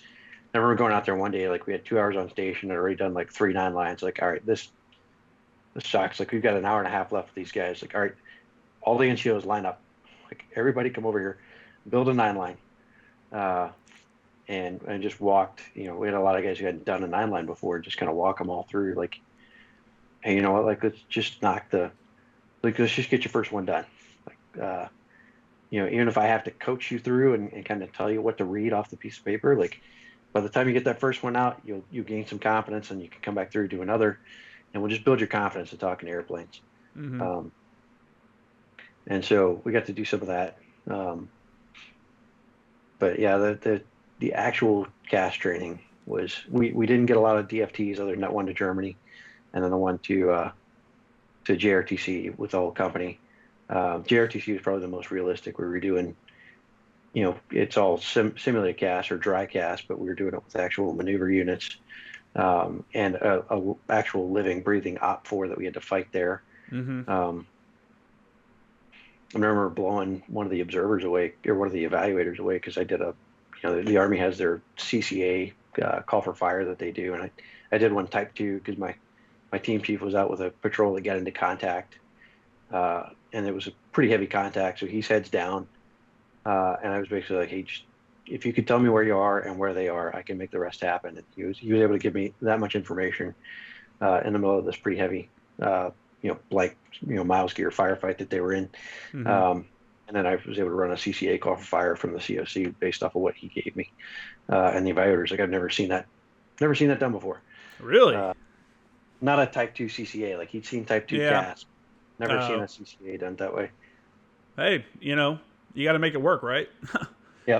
That's the thing too, is like once you start to become more experienced and you understand, like, like you said, you got to get guys on the radio just to get that first, 9 line out, and it gives you like a better understanding of the flow and like the realistic, like these are the issues of doing it for real, not training. But getting that kind of experience and stuff, where when you get put into a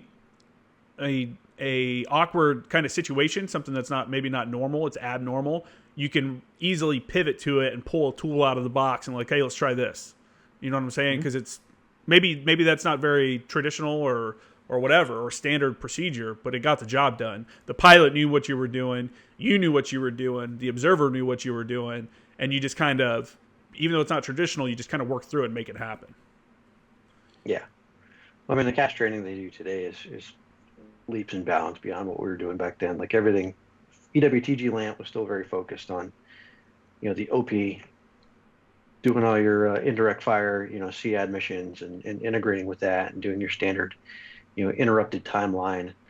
There wasn't any real scenario driven training during EWTG LANT, the TASP course.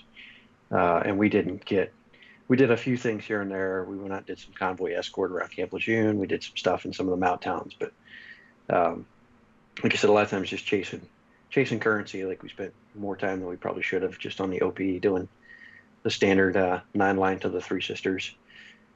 Yeah. Which I could still do one of those from memory right now. That's funny. So, did so many of them. Yeah, that's pretty funny. Yeah, it is what it is, man. You got to fight through that sometimes. I mean, what are you going to do, Have you ever considered, now that like the Marine Corps is kind of shifting, how they're operating and how they're using like fires and stuff like that. and it looks like they're shifting more to like rocket artillery and a little bit away from the tube artillery. Do you think there's value at keeping observers at the battalion, or do you think it would be? I mean, I thought about it before. Like, why not send every observer to Anglico, and then the different brigades have different support missions? You know what I'm saying? And that brigade focuses on that mission. Like maybe there's a traditional relationship with like an army unit, like the 82nd or 101st, like that 2nd Anglico has. So they just train to support those guys. They have the ongoing relationship. They have the phone numbers of who they need to contact, stuff like that. While the other guys are here to support any of the Marine units. I know it's not the traditional like Anglico mission, but like why not bring everybody under the same umbrella, bring everybody up to the same kind of level of training and stuff like that, and then focus them on the different aspects, you know, what they could be doing. Maybe, hey, there's a Royal Marine deployment coming up and they want an Anglico team with them. So, you know, this team trains for that kind of deal. What's your thoughts on that? I think it's one, there's not as much demand, you know, like Royal Marines, like everybody loves to have Anglico, but not as many guys need Anglico anymore. Like, because they have their own, you know, everything went heavily joint with the Joint Close Air Support Pub. And now you have a joint community out there, and you have, you know, and the Royal Marines have Jtacs and Fort observers who are all trained at this point, almost, you know, on all the same formats, all the same, everything that we do. So I don't know. I know Anglico has been looking hard at how they can kind of modernize how they do things. I still think there's a lot of value to the liaison aspect of like having somebody who speaks Marine that can go with a supported, you know, another unit that's non-Marine, whether it's a Army unit or a coalition unit of some kind, and be kind of that link into the Marine command and control system. Like, hey, I've got the same radios, I've got the same crypto, I can talk to all those guys, and also I can, you know, provide that MACTAF commander kind of some eyes onto what this other force is doing. So I think there's value to that. As far as like specializing guys, I don't know about that, to be honest. I haven't dealt enough with what they're doing these days. I think they were supposed to try to incorporate some additional skill sets into the teams, starting to look at more like multi-domain stuff, and not just surface fires or air delivered fires, but also some like cyber EW, that kind of stuff. I don't know how far they've gotten with that, but I know that Anglico, the MEF information group here, was a former Anglico guy. The CO of the MEF information group up until recently was a former Anglico. I think he'd been a team leader and a commander. So I know they've done a lot of looking at that. Like I said, I think he was my CO when I was at Anglico. Colonel Russell? Yeah. Yeah, Colonel Russell. Yeah, he was my CO for part of the time that I was there. Yeah. I think they need to stay as versatile as possible, though, because you never know who's going to need you. I mean, there's, you know, like there's teams that have ended up supporting various soft units, conventional Army units, Brits, whoever. Like, you got to stay as flexible and able to support as much as possible the different methods of fire support, comms. Well, I mean, I guess one of my takes on it is like when I was with the artillery battalion, when I was with like 210, no one cares about the observers. It's all about the guns. You know, it's all about getting those guns out there and getting their training and stuff like that. And trying to send guys to maybe some kind of more high level training and stuff was kind of a hard sell sometimes, because they're like, we're not going to waste our money on the observers that don't deploy with us. You know, it's like, you guys don't even deploy with us. You guys deploy with the infantry battalion. But when you go TAD to an infantry battalion, a lot of times they're not going to want to pony up funds or whatever to send you to any kind of specialized training and stuff like that. So I think it would be, in my opinion, like beneficial to bring everybody under that umbrella where they can all kind of rise together. You know what I'm saying? Like everybody gets different kind of, I don't know, just different training. You know what I'm saying? And it's all focused on fire support. You don't have to deal with like the batteries and stuff like that. You know, I think they should obviously still support them. There would be a brigade that does nothing but support like 11th Marines or whatever. And then within that brigade, there's this team goes to this battalion and this team goes to this battalion, and they support them whenever they have exercises or whatever. Or they support the infantry, battalions, or, that what right now the artillery battalions are supposed to have a traditional command support relationship, like 10th Marines and 6th Marines, or whatever battalion, 210 and 6th Marines kind of deal. But I don't know. It's just an idea I was kind of thinking about as they kind of shift how they're doing stuff. What's the best thing for the observers? What can give them the best opportunity to get, the most training and stuff like that. But maybe that would fuck up ANGLICO. That would maybe turn it away from like what I was talking about before, where they allow the SALT leaders and team chiefs and stuff like that to shape their own destiny and do a lot of their own training as long as they're meeting the requirements of the unit. It could become more bureaucratic and S3 heavy, hands-on kind of deal. Yeah. So I don't know. I think we talked about it when I was there. Like, I think a lot of us thought that there should be some kind of, I've heard it called like observation battery or something like that. That belongs to the regiment. I mean, you go back to the old model, like when ANGLICO first stood up in the late 40s and early 50s, like every division had an ANGLICO, and that's where your shore-fire control party and your tactical air control parties lived. They were part of the division, that division's ANGLICO. Mm-hmm. Those eventually went away, and ANGLICO morphed into something different. But I could see some value to having that. I mean, I think they have. I think they just call it the FSCC, but they have sort of that now with the regiment FSCC, and then the individual battalion FSCCs kind of run their fires training for the fire support teams. And I didn't see a ton of that. It was still somewhat new. Like when I deployed as a company commander, we still had a battery liaison section that came with the artillery battery. And I think I'm trying to think the next time I deployed, like I didn't really ever deploy with a fire support team like that came from the artillery. I think what they're calling CFIS, company fire support teams, and BFIS, battalion fire support teams. Mm-hmm.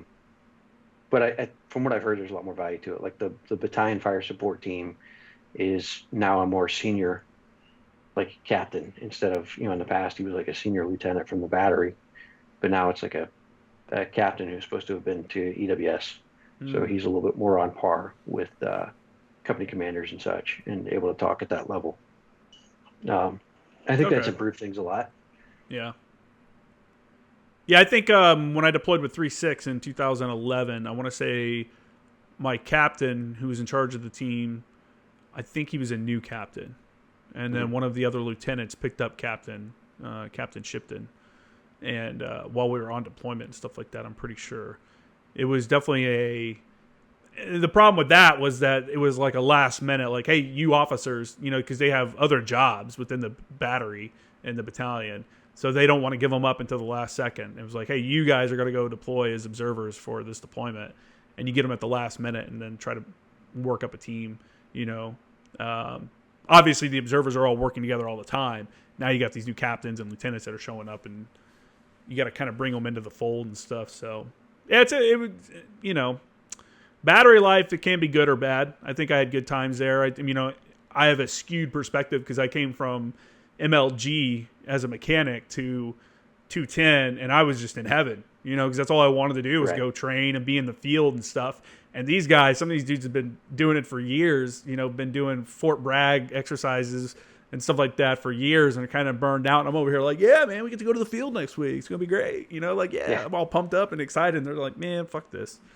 It's supposed to be raining, but I always try to embrace it and stuff. You recently were at WTI. How'd that go? Exercise went great. So as an FSR, like I was on the flight line helping make sure radios got installed properly in the aircraft, and all that stuff was going. That's actually most of what I was doing was on the flight line, kind of verifying radio installs in aircraft. It's a great exercise. Like it's the one thing I wish I could have done in my time in the Marine Corps. Never got a shot to go to WTI. Yeah. Through the AOD course that the Air Officer Department runs. But yeah, they run a really good course. Yeah. They put the air crew through their paces on how to plan and really stress them out. Yeah, I've only heard good things about like the actual training. You know, it's like it's the top level training. There's like a massive support system there to make sure that it's like, you know, really high quality, realistic training and stuff like that. But I've also heard guys are like, I never want to do it again because it's so stressful. You know, you're being evaluated constantly. It's like a nonstop, one thing after another, just, you know, all next level kind of training, kind of putting you through your paces and stuff. I never got an opportunity to go either. That was one of my, that was actually my final nail in the coffin for deciding to get out. Because when I got orders to the MEU and I told them, I was like, hey man, if you send me to the MEU, I'm getting out. I got orders. And I was like, you know what? I'm going to try to make the best of this situation and maybe they'll send me to WTI. Because if I go to WTI, then I could just be a Jtac for the rest of my career. You know, as an enlisted guy, WTI, that's kind of puts you on that path. And I just got back from JRTC 2 days before, checked out at ANGLICO the day after I got out, checked into the MEU that night, and they're like, hey, tomorrow we're getting on ship for 2 weeks. Welcome to the MEU kind of deal. And the next day we met up at the shop to jump in like a duty van to drive down to the ship or whatever. And the air officer was there.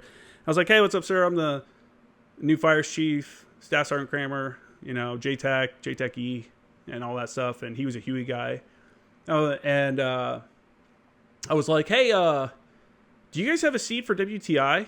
And in my mind, I'm like, I know they have a seat for WTI. You know, I like track these things when I was at ANGLICO. And he's like, oh, I'm not sure, maybe. And why, would you want to go? And I was like, yeah.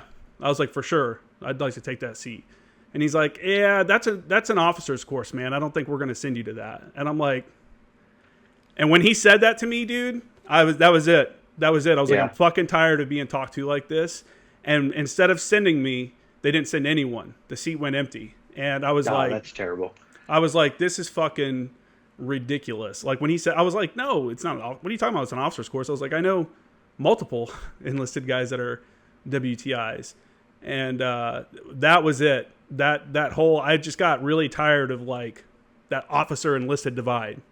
Like, oh, you're just an enlisted dude, bro. You know, I'm like, yeah. So that was the final straw. Terrible. That conversation was the final straw where I was like, that's it. I'm done. I'm fucking done.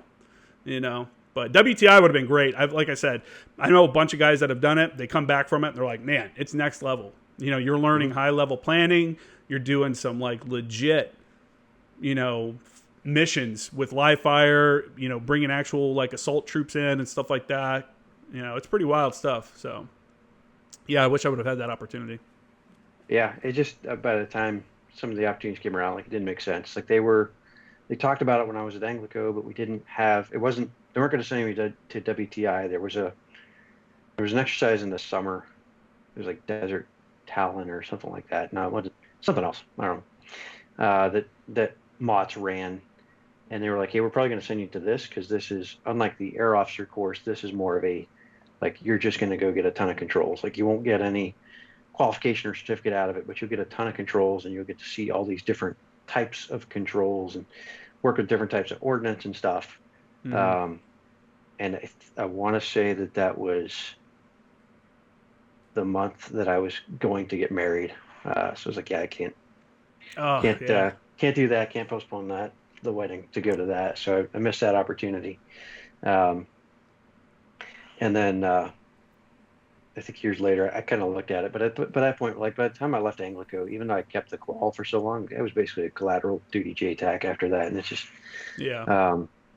doesn't make sense to invest the couple commands I was at to invest in that for a guy that's really just kind of doing it here and there.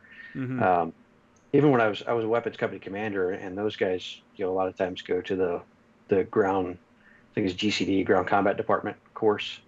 It's not really a course, like you don't come out as a WTI, but you get to go through all the planning with them, and you're there kind of doing a lot of the fire stuff. So it's looked as great for, you know, weapons company commanders or guys who are going to be the air assault company commander on a MEU because of all the ACE integration. But I had just come back from a year in Iraq, and so my battalion commander, when I showed up, was like, hey, we're not not going to even talk about sending you to WTI like you just came home from a year. Um, go spend some time with your family, and then we'll send your ops chief instead. And then my ops chief, I don't know if they pulled the officer course thing with him or not, but he, for whatever reason, that didn't pan out, and he wasn't able to go either. So that was kind of it for opportunities. But yeah, it's a phenomenal course. I feel like would have maybe better Jtac E over the years. Like, even though, again, I was a collateral duty guy, but I could still jump in from time to time and help out. Like when I got back to an infantry regiment, and I was at the time at one point the only Jtac E in First Marines, and so it was get a bunch of guys designated. I think having that experience from WTI would have helped me produce a better product. Oh yeah, for sure. Smudge went to WTI while we were at Anglico, and he came back like on another level, of Oh yeah. of being able to control and stuff, and also his like professionalism in like handling evals and tracking guys and stuff like that. They just kind of, if there's anything that the Air Wing does, they're really good at planning and tracking stuff. You know what I'm saying? And they don't mess around with it. Like you see a lot of guys that'll come in for like a planning meeting and they're all kind of bullshitting and whatever, and maybe drags on longer than it should be.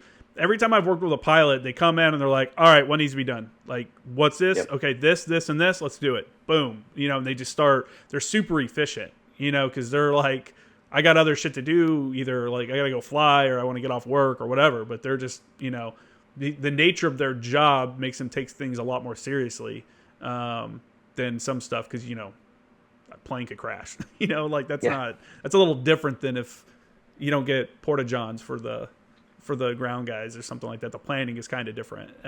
So they've always been really efficient. So I think, Dude, WTI is great.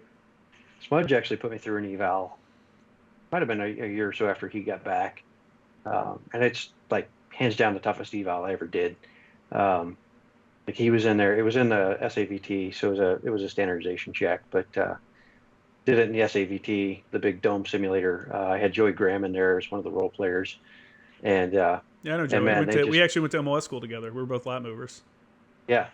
And man, they just wore me out. It was a great eval. I learned a ton from it. And he had this scenario. It was an amphibious landing on San Clemente. Like he had naval gunfire and bomber cast and all this stuff worked into the scenario. And it was just absolute, like I was smoked coming out of that thing. It was like an hour and a half of just getting absolutely just brain melted.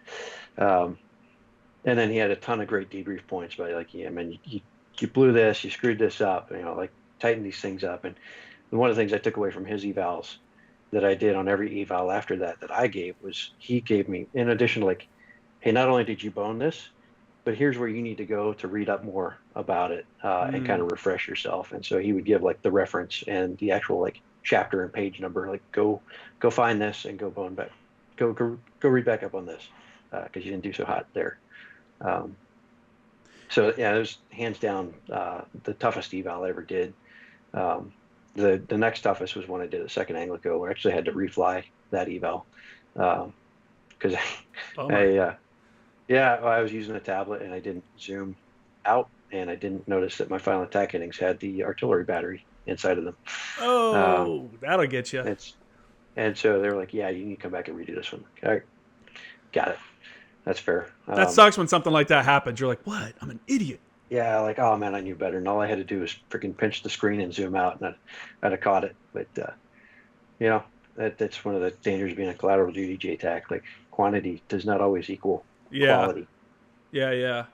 Back when I was at 10th Marines and at the regiment, Master Sergeant Corinthi was the regimental fires chief, or I guess division fires chief when you talk about it in that way.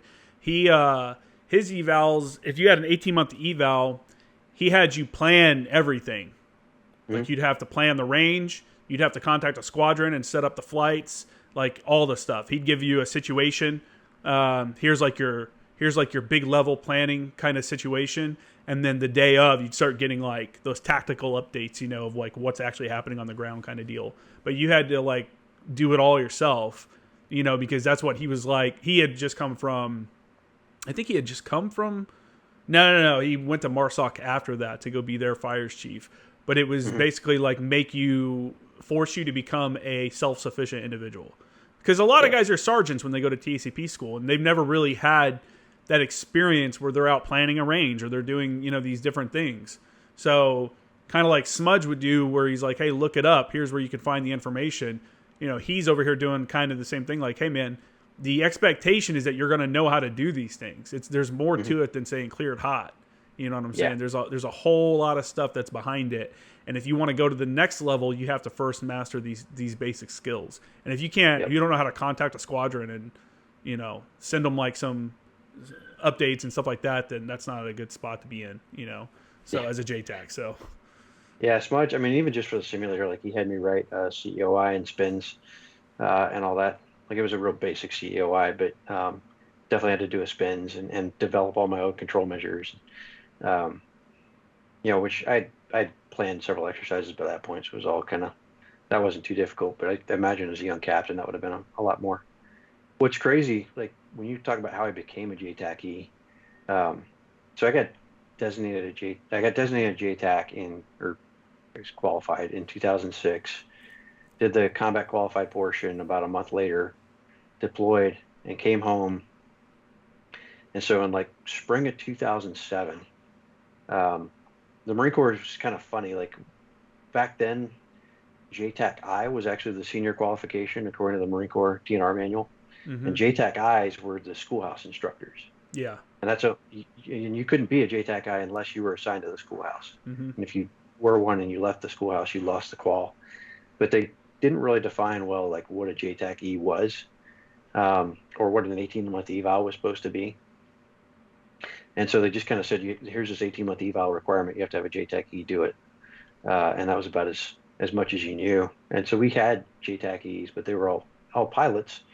And we were coming up that spring, all the pilots who were Jtac E's, I think each brigade had one. Our brigade was losing our Jtac E.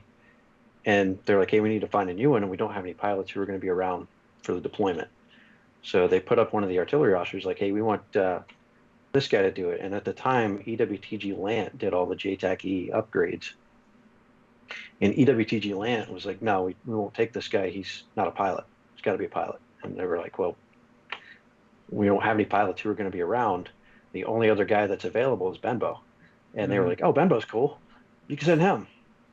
And like, no idea why to this day, because the other artillery officer that they put up first time was easily as good, if not probably better than me as a Jtac at that point. But for whatever reason, EWTG recognized my name, was like, yeah, he's cool. So they sent one of their Jtac I's down to Camp Lejeune. We were doing a shoot at BT-11. We talked a little bit. We flew out to BT-11. He's like, hey, I'm just going to have you over the shoulder one of your Jtacs. And then we'll just kind of do a debrief after. And then it ended up being really weird. Like for whatever reason, we didn't it ended up, so the guy I did the eval for, I didn't even really do an eval on him, was actually Master Darnell. Yeah, nice. Yeah. And I don't think Darnell even knows, like to this day, he probably doesn't know that he was involved in this at all, because they didn't have me debrief him at all. They basically had me just watch his control and then give a debrief to the instructor after. And they were like, yep, you're good. And then I got a letter mailed from EWTG Lant like a couple of weeks later. You're now a Jtac E. Wow. Okay. That's the requirements definitely changed. Oh yeah. Yeah. And like I said, there were no, like when I got my 18-month eval done, it was in Germany. And I didn't really even know I was being evaluated. Like basically, the evaluator just kind of watched me do some controls and was like, yep, you did it. And I get a naval letter format letter saying, I observed Captain Benbow perform controls. They were all performed correctly, and he is certified for 18 months. Interesting. I know now. Oh, go ahead. I was going to say, yeah, it's changed so much since then. Like I went back, a couple of later evals that I got, and they started to grow a lot more than that. But now what, like the evals that guys are doing are way beyond like what we saw back then. Yeah, I know now, or when I was getting out, it was switching over to where the Jtac I resided at the unit level, and they could overwatch undesignated guys, and I think do like evaluate guys for their their currency controls, and then the Mm-hmm. Jtac E's role was to give the eyes their evaluations and also do 18-month evals and stuff, and basically manage the Jtac program for the unit. Maintain everybody's currency, make sure track where everybody's at, brief the CO and stuff like that. Yeah, we so the MOA at the time was like that, where the Jtac I was the kind of the junior guy, and the Jtac E was the senior qualification. Mm-hmm. The Marine Corps, for whatever reason, didn't do that, and I think probably around your time is when they finally like got in line with the MOA, where now the Jtac I is the guy kind of who's only been doing it for a year, or a year plus, and he's the guy supervising like currency controls and some initial designation controls. But the Jtac E is now the senior qualification, and he's the guy that's supposed to be overseeing the entire program, supervising the instructors, and also doing the 18-month evals and the standardization checks. Yeah, that's where it started to shift. That's where it started to shift, was my last year in. That's when that became like the thing. Yeah. I want to say the stand checks happened 2014 or 2015 when that became a thing, where you have to do a simulated 18-month eval, essentially. Mm-hmm. Yeah, I think when I got my qualification as a Jtac E, it was you had to do an 18-month, you had to run someone through an 18-month eval, and give the debrief and stuff like that. You had to have a certain amount of controls. I can't remember exactly what it was. I do know you had to do a live mixed section, and I don't remember if it required IDF support. It may have. But there was like a group of like controls that were like kind of, a next step up kind of deal, just to make sure you can do them, because you're going to be evaluating guys on that. But in reality, any Jtac that has a year or two time getting controls can probably do the eval, the Jtac E eval, pretty easily. I mean, I don't know, in my opinion, at the time, I don't know what it is now, but at the time, it kind of seemed that way, because when you think about a mixed section control, that's really not that hard. Yeah, they did add, so like the Jtac Eyes, they have an upgrade code that they have to do where it's multiple sections, and they have to have indirect fire, which it can be surprisingly hard to get all those assets at one time. Yeah, for sure. It took it took a few opportunities for me to get it, because to get that check, because air would fall out or whatever would always something would happen where I'd get one or the other, not both at the same time. So yeah, when I went to I&I duty, I complained to MOTS because I was out there in New Jersey away from any other Marine units, and I needed an 18-month eval, and I linked up with an Air Force or Air National Guard Air Support Operations Squadron. It was like, hey, they've got a Jtac E, can he do my eval? And MOTS was like, nope. I was like, hey, the MOA says they can do it. Like, no, we don't. The TNR says it has to be a Marine Jtac. And so I think we got to a point like, hey, you can apply for a waiver. And so I tried to do that. And then the 4th Marine Division decided they'd rather just pay to fly me to Yuma and get one done by a Marine. So I ended up going to Yuma instead to get one of the 3rd ANGLICO Jtac E's to do it. But the next TNR conference they did, the TNR came back out and like, hey, now you're authorized to do an 18-month eval with any MOA qualified Jtac E, but now you have this 18-month standardization check that you also have to do, which can be in the simulator, but it had a lot more requirements on it, and it had to be a Marine Jtac I or Jtac E, excuse me. They had to do it. So. If it's a simulator and you're like in Jersey, I mean, it's probably not too hard to get over to like EWTG Lant and get run through there. Or I went down at TBS. The last one I got when I was up there, I went down to TBS, and their TBS air officer was a WTI, so he ran me through one in their simulator there. So yeah, that became. I mean, it was just kind of a pain in the neck that you have this other thing you have to manage, but again, you could do it in the sim. Another hoop to jump through, but yeah, man, it's a tough thing to, like I said, it's a tough thing to keep up currency, and that's why, in my own mind, I don't understand why the Marine Corps is so willing to send Jtacs to billets that don't require the qualification, or they send them out to be like recruiters and shit where they're going to lose that certification. It's like the work and money and everything that's involved in keeping guys current and qualified is a lot, and you're just flushing it all down the drain when you send them off to go do something else. It's like, why not keep them in this, this world of just Jtac world and let them just become even better. Just let them continue to grow. And if they're not cutting it, they're not cutting it. That's one thing. If you suck as a Jtac, then hey man, sorry. We don't need your support anymore. But if you're good at what you're doing, why would the Marine Corps send someone valuable off to become a recruiter? You know what I'm saying? I mean, I know you need good people on recruiting and shit like that, but yeah, you're just wasting literally, at least $1 million if you're talking about a Jtac that's been a Jtac for a couple of years. There's a lot of money wrapped up into that dude's training. Yeah, I mean, the great thing that I think they're doing when they made it so that sergeants could go, and I've seen corporals go with waivers, and they've put a lot more into the enlisted Jtac program, which I think was absolutely the right move. Like, I love being a Jtac as an officer, but like officers just don't get to focus on it enough. And the enlisted Jtacs who get to get more reps, more time, I think that's the right direction to go to make it a more professional force. And I've seen some really just phenomenal enlisted Jtacs when we talk about Smudge and Joey Graham and some of those other guys who got to do it for years and got really, really good at it, as opposed to like when I went through, a lot of infantry battalions were sending like one of the platoon commanders, and the guy would do it as like a collateral duty for like a year, and then he would never touch it again. And I feel like it's just a complete waste of a school seat and all of the, the aviation hours that went into that, the ordnance, everything. Maybe he got to do it in combat. It's great, but you didn't provide any sort of sustainable capability. So with the enlisted Jtac program being what it is, like I would like to see it be a primary MOS. Yeah, same.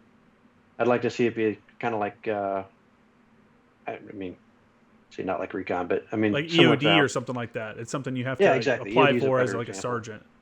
Yeah, and you can apply for it from any MOS. There's a standard you got to meet. If you meet that standard, we'll send you through this pipeline. We'll get you trained up, and then now you're primary MOS Jtac. I agree. The enlisted Jtacs are the ones that are doing a majority of the work and need to have the focus put on them because they're going to be in the field longer. I also think it's good to have some officers rotate through because it at least gives them a good understanding of how the process works. And it makes them more valuable when it comes to planning because they actually know how to employ Jtacs. Because there's nothing worse than being a fire support guy that's under the command of someone that doesn't know fire support, understand it, or appreciate it. You know what I'm saying? Because then you become the, oh, hey, where's that guy at to come help us at the last second when things are going wrong? Rather than bringing you in from the beginning and just coming up with a really great fire support plan to go along with your maneuver plan. And like it all kind of, works together. So there's value in it, but I've definitely had conversations with officers before about, hey, I think the priority for this training should go to the enlisted guys because no offense, but you're only here for 2 years and you're almost done. You're going back to do whatever. This guy's going to be doing it for years. Yeah. I mean, that was tough sometimes at ANGLICO. Like you interviewed Ryan Stevens a while back. Like I'm the one who gave him the SEER slot.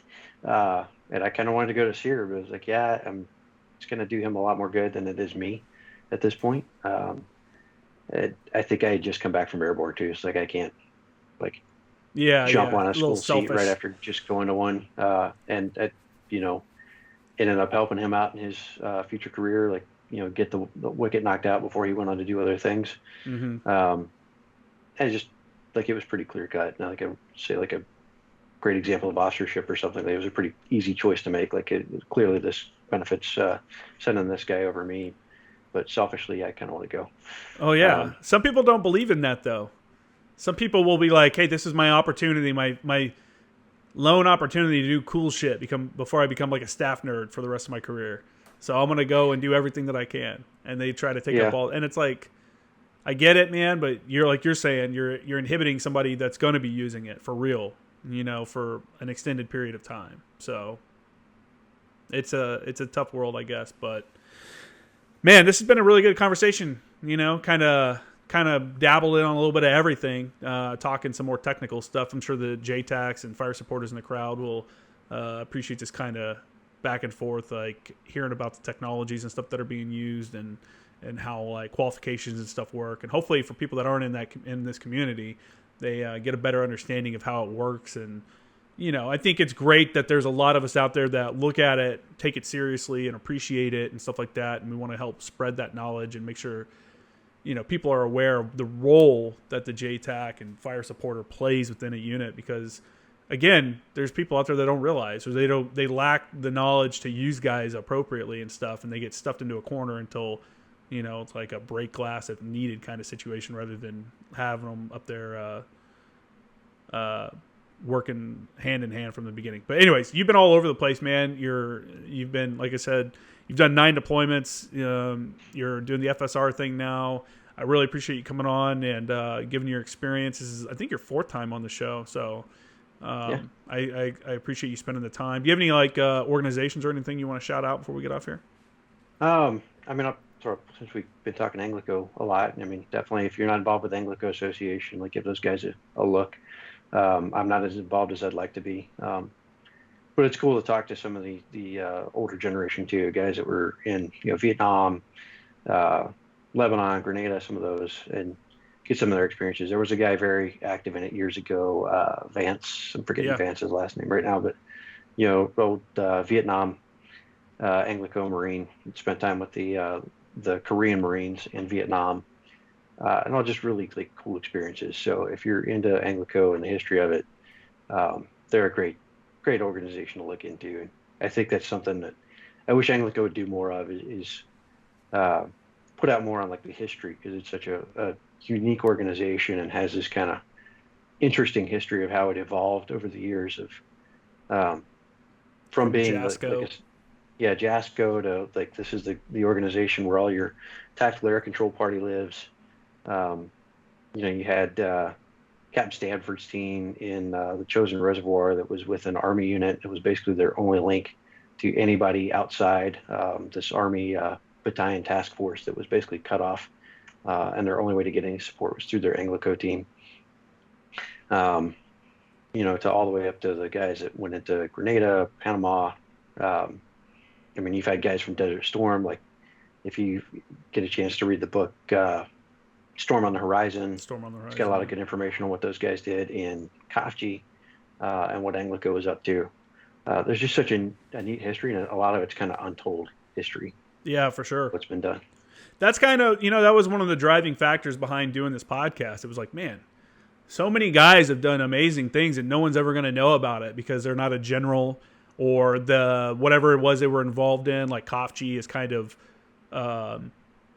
looked over big picture rather than the tactical level. I just released a clip a couple weeks ago from when I had Leo Lozano on, who was on back on episode 90 or something like that.